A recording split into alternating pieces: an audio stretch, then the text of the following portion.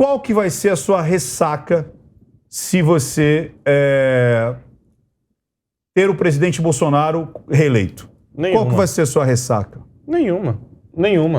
Sinceramente... Tô falando que o Leonardo tá virando bolsonarista. Não, nenhuma. Sinceramente mesmo. É evidente que eu não vou votar, e já falei isso, não vou votar no Jair Bolsonaro. Agora, se ele for reeleito, eu respeito o resultado, eu não vou ficar nem um pingo de raiva, eu vou dormir no mesmo dia, como eu durmo todos, da mesma forma. Mas qual que seria a ressaca? Tipo assim, aquela coisa de, putz... poderia... Não, isso não vai acontecer. Querer... O que não vai acontecer? Então, eu vou querer... Bolsonaro sendo reeleito. Mas sabe qual que é o problema, Ricardo? Que inclusive eu falei no Pânico ontem, falei no Monarca, falei em vários lugares. O meu problema não é nem entre Lula e entre Bolsonaro. A minha questão sempre foi judiciário. Se houver algum tipo de arbitrariedade, algum tipo de excesso, sempre vai partir do judiciário. Agora, Lula ou Bolsonaro, eu sinceramente não conseguem fazer isso. Eu acredito que não. Entendi. Eu acredito que ele não. acabou de falar que não tem diferença. Não tem não. Esse pessoal não me coloca nesse pessoal que nem Lula, não. Eu não sou nem Lula nem Bolsonaro. Eu não sou desse pessoal. O que eu tô querendo dizer é o seguinte, que se Jair Bolsonaro for reeleito, da mesma forma como eu trabalho na Jovem Pan, como eu vou em podcast de gente como o Monark, até alguém mais cancelado que o Monark, né? E a galera da militância esquerda não gosta e me ataca por conta disso.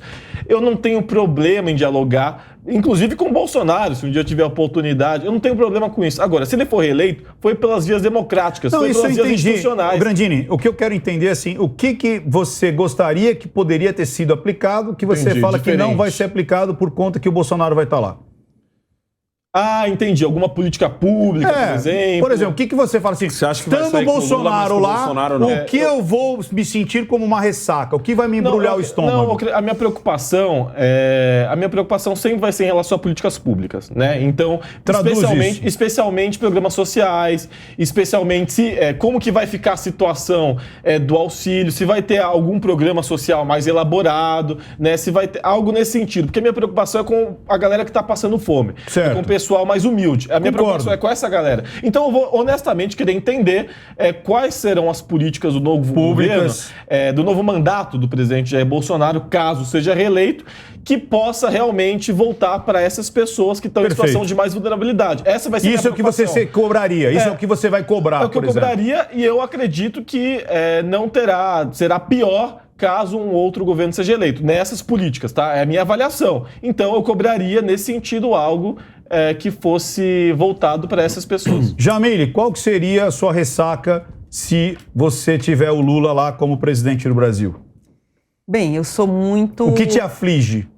Ou nada te aflige? Sei lá.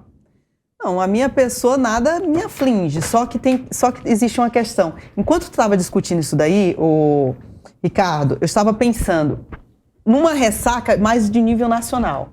No sentido de que, imagina Bolsonaro ganhando e a esquerda questionando o voto.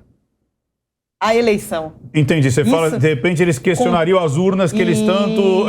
Isso mesmo. Mas isso eu queria chegar numa segunda etapa. Eu queria saber você como Jamile mesmo, como eleitora, como advogada, como mulher, o que você fala assim, puxa, tenho medo disso. Essa é a minha ressaca. Qual que vai ser a sua ressaca? Bem, eu vou ser bem sincera... Porque isso é legal pro pessoal de casa fazer essa abstração. Tipo, se o Bolsonaro ganhar, você não querendo que ele ganhe, o que poderia acontecer de ruim? Bem, entendeu? E eu quero saber o que você acha de ruim se o Lula ganhar. Eu vou puxar pro lado onde eu defendo. Para quem não sabe, eu sou ativista dos direitos da criança, dos direitos do homem, do direito do pai, na busca pelos seus filhos. Então, assim, o que me traz um grande receio é como a esquerda aborda os direitos paternos.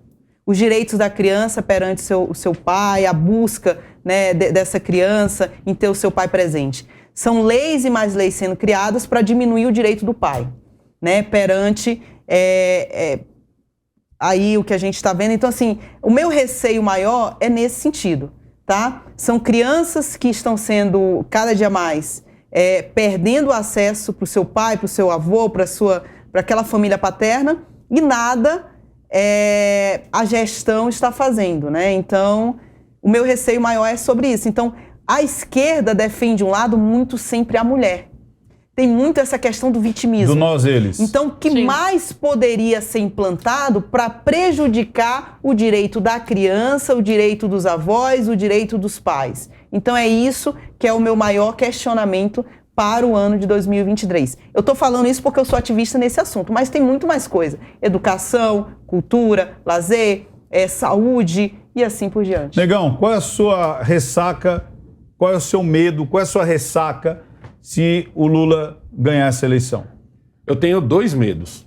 Medo número 1 é ele querer regular as mídias e começar a interferir em cima de YouTube, em cima de veículos de comunicação, porque a gente sabe que tem alguns veículos de comunicação que estão achando da hora o que está acontecendo com a Jovem Pan. Não é à toa que eles não só não falam e quando falam de forma como se a Jovem Pan estivesse sendo punida por estar fazendo fake news.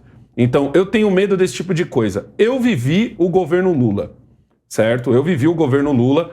E o governo Lula, resumidamente, porque esse Lula que está aí hoje, a gente não sabe, ele é uma incógnita.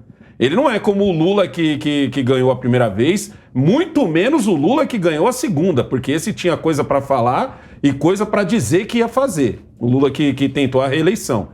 O Lula que a gente tem hoje é um Lula ponto de interrogação. Eu não faço ideia de quem vai ser o ministro da economia dele, eu não faço ideia se ele é um Lula vingativo, eu não faço ideia se ele vai vir cobrar coisas que ele acha que a sociedade deve para ele, eu não tenho ideia. Eu não tenho ideia se ele vai tentar, dessa vez, meter o Daniel Ortega em todo mundo aqui, ou se ele vai ser o Lula da primeira vez, que todo mundo achou que ele seria um Daniel Ortega e ele acabou não sendo. Hoje ele é um ponto de interrogação. Ele diz que vai fazer igual nos 2 primeiros mandatos dele, então ele vai ter tudo aquilo de novo. Ele é um Lula que não está fazendo meia-culpa, ele é um Lula que é como se ele não tivesse errado nada, e nós somos os ruins por querer cobrar alguma coisa. Então eu tenho medo dele regular a mídia, em primeiro lugar, porque isso me afetaria diretamente, e num segundo ponto, eu tenho medo dessa intervenção estatal dele, como, por exemplo, ele fala muito sobre acabar com os aplicativos. Não acabar, regulamentar, certo? Que seria você dar direitos, entre aspas, para as pessoas. A gente tem agora na Colômbia, onde o iFood deu linha, saiu da Colômbia. Outro país também que não saiu porque a Colômbia expulsou. Ficou inviável, né? Ele olhou e falou assim, cara, não vale a pena eu estar nesse país. Porque é assim que essas empresas funcionam. Entendeu? Então eu tenho medo disso, porque isso geraria uma escalada, certo? Porque muita gente hoje sobrevive desses aplicativos. A maioria das pessoas não sobrevive de um, sobrevive de vários. Muita gente vem trabalhar num serviço registrado e na hora de vir ele faz uma corrida, na hora de voltar para casa ele faz outra corrida. Final de semana ele faz outra corrida e é assim que funciona. Sim. Eu não sei se ele está falando isso só para alimentar a militância dele, porque ele tem uma militância que realmente é a favor disso, assim como ele tem a militância que é a favor da liberação de drogas, assim como ele tem a militância que é a favor do aborto, onde ele tem que ficar inflamado, assim como ele tem a militância dos artistas, que ele acabou de dizer numa entrevista que vai voltar a fomentar bastante a cultura, a Lei Rouanet nunca se viu como ele vai fazer no governo dele, ou seja, os artistas ficaram felizes. No mais, os artistas famosos, né? Os artistas famosos. Porque a Lei Rouanet só atinge artistas famosos. Ela bateu recorde de fomento no Jair Bolsonaro. No governo Lula... Só que foi pulverizado para pessoas desconhecidas, pequenos artistas, que não têm patrocínio. Né? Diferente de uma Cláudia Leite, de uma Ivete Sangalo, do que é porque ela devia servir o tempo todo. Porque não precisaria. Tipo assim, eu acho de Eles não precisam. Exato. E eu acho de uma falta de educação. Tipo assim, a Ivete Sangalo pegar o dinheiro da Lei Rouanet porque tá... Os sertanejos também. Você entendeu? Exato. Não vamos lembrar só da Ivete, mas não. Continua, só pra... Então, pra finalizar, o que eu aprendi com o governo Lula? Quem é ligeiro, faz dinheiro. Quem não é, faz dívida. Isso. E quem é ligeiro vai fazer dinheiro em cima da galera que faz dívida. Isso. É simples assim, o governo Lula. Então, esse é o país que você quer pra você? Porque assim, eu costumo sempre dar o exemplo da Argentina, mas pra enfatizar o pessoal pobre. Porque vamos ser sinceros, o pessoal rico da Argentina está ficando mais rico. Isso. Lá o que está acontecendo é que está havendo uma separação entre pobre e rico. Uma distância maior. Uma desigualdade com uma distância muito maior. Porque quem é rico vai ganhar dinheiro em cima de quem é mais pobre. Isso é fato. Entendeu? Principalmente em cima de quem tiver mais dívida. Porque essa pessoa que está com dívida, ela vai se enfiar em mais... Ela vai pegar empréstimo. Ela vai pegar mais empréstimo do que o que ela consegue pagar e ela vai se tornando uma bola de neve. Ela vai pegar os empregos que puder, ou seja, aquele emprego que o cara vai pagar pouco mesmo, porque ele sabe que o outro está precisando. O meu medo é esse Brasil. E eu posso falar para você, eu nos governos Lula, eu fui o cara que fiz uma moeda. Eu fiz dinheiro nos governos Lula, porque eu trabalhava com sucata. Eu cansei de chegar em casas para fazer aquela bendita limpeza de garagem, onde normalmente o marido morre e a mulher só quer ver a casa limpa, onde a mulher estava reclamando de não saber o que ia fazer. E você começar... Eu vi empresas fecharem e eu ir lá pegar o que sobrou dessas empresas. Então é que nem eu falo, quem é esperto faz dinheiro. Tem quem chora e tem quem vende lenço. Exatamente. O governo Lula é literalmente isso, é 880. É o que está acontecendo agora na Argentina. Entendeu? Não precisa ir longe para ver o exemplo. Duda, entendeu? o que seria de ressaca para você se você visse o Lula ganhando essa eleição? Para mim, um dos principais pontos seria o ponto que o Negão já falou, a questão de regulamentação de mídia.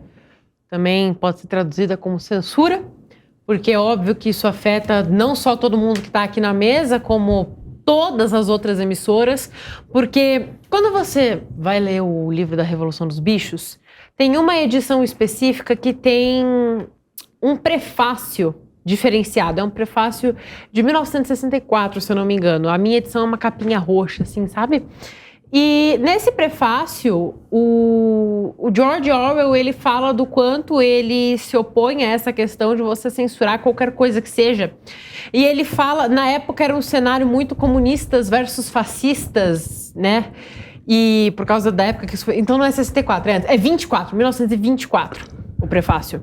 E tem muito aquele cenário de fascistas versus comunistas. E ele é uma pessoa que naquele cenário, ele era um socialista, não marxista, e ele era contra a perseguição dos fascistas, porque ele dizia que era algo que não iria parar só num grupo que eles queriam atingir. Era algo que ia atingir a todos nós. E é uma coisa que a gente pode aplicar hoje em dia. Você vê, você tem um establishment de esquerda querendo prejudicar uma emissora, como o caso a gente, que é de direita, e a gente tem muitas emissoras que estão do lado da esquerda batendo palma para isso, mas essas pessoas não percebem que isso não vai parar na gente. Começou na gente, e a partir do momento em que isso se tornar algo aceitável, que eles acharem que só vai acontecer com quem não está do lado deles, isso vai começar a acontecer com qualquer um que não seja conveniente. Não falou algo conveniente, a gente corta fora. Aconteceu com o Leonardo. O Piperno, né, recebeu, se não me engano, intimação. O Piperno também. Não foi conveniente pro PT que o Leonardo defendesse a Jovem Pan? Corta a filiação. Na realidade, o Leonardo ainda nem defendeu a Jovem Pan, ele defendeu a liberdade de expressão. Sim. Então, pra vocês verem como isso é absurdo, não para só na gente. Aconteceu com aquele rapaz, aquele satanista do TikTok. Nossa Senhora. O cara quis... O cara, independente dele ser satanista ou não, ele tem o direito dele. E se ele ser maluquinho ou não. Ele tem o direito dele. O cara quis expressar o direito político dele como cidadão. Ele quis defender o político. Isso é um direito que ele tem como cidadão. E o Mas próprio como político não pegava que ele bem, defende foi lá e cortou. Porque não pegava bem, não era conveniente. Então eu espero que chegue um momento em que a oposição perceba o que a gente quer dizer. Não é sobre cuidar da gente, é sobre cuidar de todo mundo. Isso. Porque não vai parar só na gente. Vai chegar em todo mundo que seja minimamente inconveniente. Censura, cara. Censura é uma coisa que afeta todas as esferas da sociedade. E outro aspecto que também me preocupa bastante é a questão do STF. Porque o presidente que entrar no que vem vai poder indicar mais 2 ministros. E a gente sabe que, ultimamente, o poder de ação do STF tem aumentado cada vez mais. Então, obviamente, isso vai afetar todo mundo diretamente. Interferindo na população e não representando a Constituição. Porque os ministros eram para trabalhar quando fossem provocados e traduzir a Constituição. E não legislar com coisas de picuinhas da população, de costumes. Eles estão com pautas de costume. O Barroso falando que ele acha que é normal a pessoa consumir sua droga em casa. Não cabe a eles. Que pequenos traficantes não deveriam ser presos. Aqueles que estão presos por pequenos delitos vão ter que ser soltos. Quer dizer, cara, isso é pauta de costume, pelo amor de Deus. Isso quem tem que legislar são as pessoas que nós colocamos lá para legislar, que são os deputados e senadores. Sim. E não eles. É nisso que consiste a democracia. É isso que dá um pouco de medo, porque não é uma questão... É que, de novo, parece que é fla-flu. Parece que é assim, eu quero ver o Bolsonaro chorar, então vou votar no Lula. Fazer o L, o Bolsonaro chora, aceita, o choro é livre, e blá, blá, blá. Do outro lado fica, o Lula também é o capeta. Então, quando você sobe o nível... E as pessoas esquecem que a gente está tudo no mesmo Exato, está no mesmo barco, e no mesmo país. E com as mesmas culturas, e com as mesmas ideologias, com pequenas variações, como disse aqui o Grandini. Cara, eu acho fantástico quando o Grandini defende as pautas sociais. Tem que defender mesmo. Tem que ter, de novo, como a gente falou, vamos ensinar a pescar, mas enquanto não aprendeu a pescar, vamos dar o peixe para aquele coitadinho que, coitado, nasceu numa situação não privilegiada, numa situação... Pô, ele abriu os olhinhos e falou, cacete, tô na favela, eu não tô em Alphaville. Pô, vamos dar as condições para que essa galera tenha educação legal, que não tenha medo de sair na rua, que não tenha medo de comprar um tênis, entendeu? E sair na rua e ser roubado. Porque agora falou que o crime é uma situação social. Eu vou roubar porque eu não tenho. Pelo amor de Deus. Quando você fala isso, você rebaixa Você tem o dinheiro. Exatamente. E não pode usar. Porque hoje eu tenho medo, hoje eu tô neurótico, sabia disso? Eu tô neurótico. Eu vejo um cara da iFood, de verdade, eu não sei se é o cara da iFood ou o cara que quer roubar meu celular. Disfarçado de cara do iFood. Então, bem-vindo ao mundo de quem mora na periferia. Você entendeu? É assim, mas eu moro na periferia. Que morre de medo quando vê dois numa moto. Exatamente, eu moro na periferia. Dois caras numa moto, lenda urbana brasileira. Você entendeu? Agora eu quero passar para essa nova rodada, a gente falou da gente. Jamile, o que você acha que pode acontecer... Não, começou com o Léo, né? Isso. Léo, o que você acha que pode acontecer com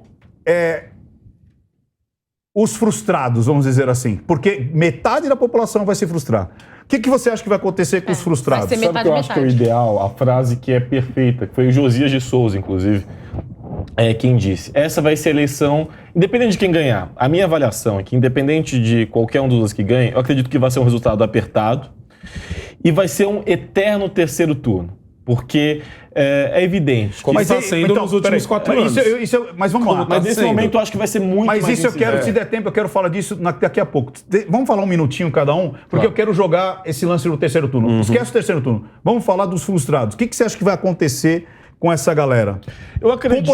De forma comportamental. Eu acredito que vai começar, nos primeiras semanas, os frustrados vão ficar bastante tristes, bastante chateados, bastante preocupados, mas a vida real vai bater a porta. Independente se Lula ou Bolsonaro for presidente da República, o brasileiro vai ter Copa do Mundo, o brasileiro vai precisar trabalhar, sair para trabalhar, o brasileiro vai precisar viver. Então ele não vai morrer se for Lula ou Bolsonaro o próximo presidente da República, mesmo o candidato dele perdendo. Não vai morrer, ele vai ter que dar continuidade à vida dele. Jamile. Concordo 100% com o Leonardo.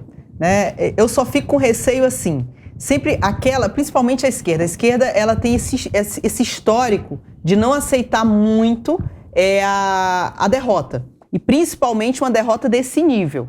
Né? Como se acontecer, no ano de 2023, acabar fazendo uma revolução.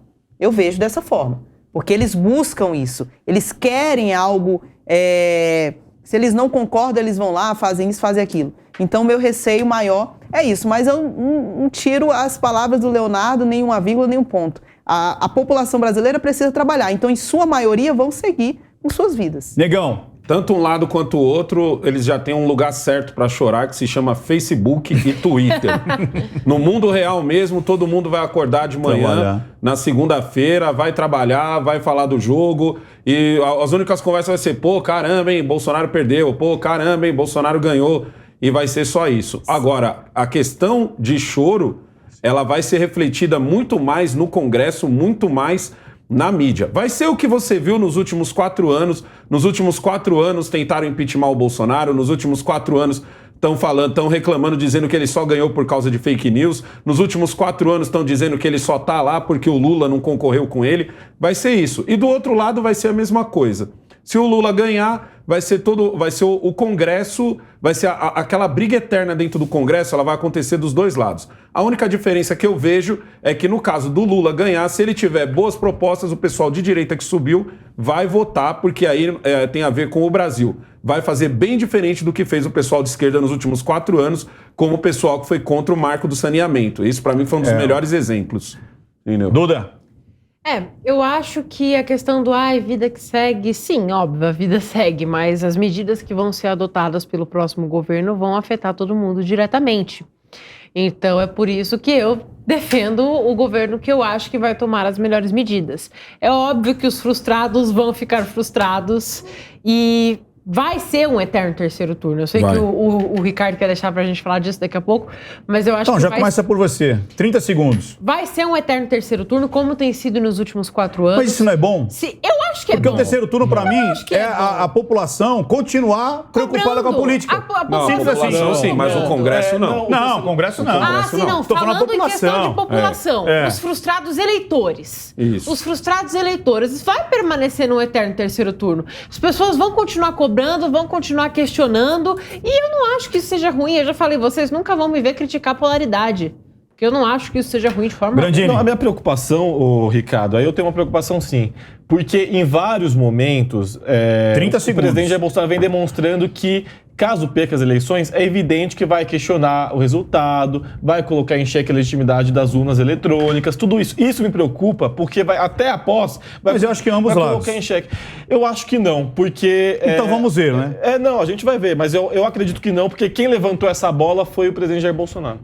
30 segundos. Eu nunca vi pessoas morrer por defender suas opiniões políticas, tá? Nunca vi isso nas últimas eleições. Então, por isso que eu falo dessa revolta para as pessoas que não aceitarem não aceitarem o resultado das eleições. Agora, o terceiro turno, por um lado, eu vejo como algo positivo, assim como o Ricardo falou, porque a população precisa, sim, ficar preocupada em verificar o que esse gestor está fazendo enquanto presidente. Negão.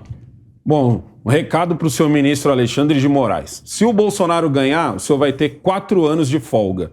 Se o Bolsonaro ganhar, desculpa, ao contrário. Se o Bolsonaro perder, o senhor vai ter 4 anos de folga. Se o Bolsonaro ganhar, se prepare, porque todo dia vai ter visita de Randolph, de Janones, de Tabata Amaral, vai ter visita de Gleisi Hoffmann. Todo dia eles vão lá incomodar o senhor com alguma coisa que ele passou pelo Congresso e eles acham que não era para ter passado, e aí o senhor vai ter que se decidir. Então, se o senhor quiser um pouco de sossego, reze para o Bolsonaro perder.